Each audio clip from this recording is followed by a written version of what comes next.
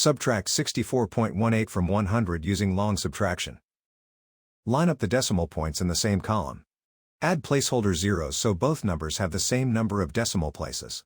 We work from right to left and finish one column before moving to the next.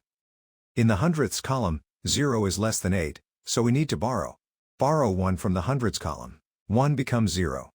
Carry the borrow through 3 zeros. Each cross 0 becomes 9. The 0 in the hundredths column becomes 10.